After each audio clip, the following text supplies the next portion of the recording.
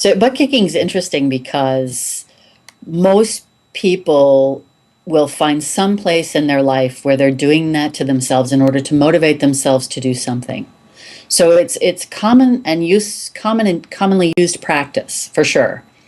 And there's some idea that it is helpful, and I just want to explore that a little bit because here's what I think about butt kicking. That if you've got to do anything like that, whether you're kicking your own butt or talking to yourself really nasty in your head, or you're talking to yourself really positive, but you're kind of really forcing yourself. There's a little bit of the kicking aspect, the forcing and kicking. You've got something going on within you in which you're trying to force yourself to do something. And what I've found is that it's the natural tendency in people to want to do something when it arises from a desire that's completely authentic and completely natural.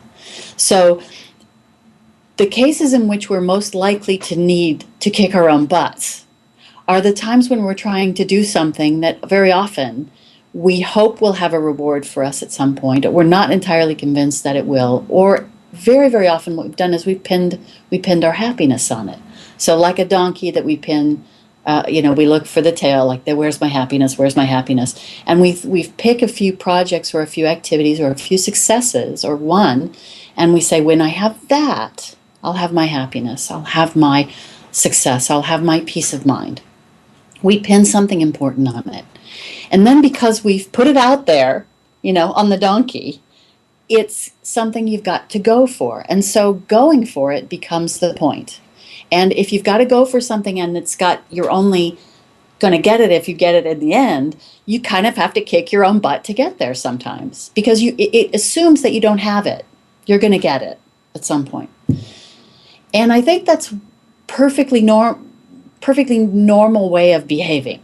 Right? It's perfectly normal to say, when I get the good job, when I have the great relationship, when I stop, when my mother stops nagging me about my life, everything will be better. And so we try all these motivational things to get to that point. And so it seems normal, I need to, and then because we find that we're not doing them, right? And why would you? Because if you can't experience your happiness now and it's all out there, you're going to need ways to move towards that thing. What I find is that when people get in touch with a more authentic desire in themselves, well, two things happen. They tend to be happier in the moment as they move towards the thing. They've found a happiness in the present moment in time that allows them to pursue something that they love because they love it, not because they hope that it will resolve the problems in their lives. And so they don't need to butt kick. They don't really need to. They're feeling okay as they are, moving towards something because that's an authentic thing that they want. I do think we need sometimes to get a little more comfortable with the discomfort of not quite having things we desire, and not necessarily thinking of that as such a bad thing, such an ultimate thing, like we'll get it all in the end, but that process of moving towards something is enjoyable. And that goes to butt kicking too, doesn't it? Because that doesn't make the process all that enjoyable. Unless you like kicking your own butt, If that's enjoyable for you, I say go for it. If hitting your head over a hammer is pleasurable, go, do it. That's fine. Anything that feels good along the way is, I think, a great thing, because you enjoy the way and then you enjoy the end. Or if you find out that the end isn't all as great as you thought, you're not all that disappointed. Because the whole journey wasn't a butt-kicking hell. It was an okay time, that you were enjoying the curiosity of where your life would go and what would happen as you planned and worked along the lines of achieving this thing. So here's a second aspect of this. Because the only reason that you're going to be afraid about your goal or about your success, and I am kind of assuming that we're basically butt kicking because we're trying to get something, trying to get to somewhere, or we're trying to have something. And usually when you got to get something, there's the fear of not getting it.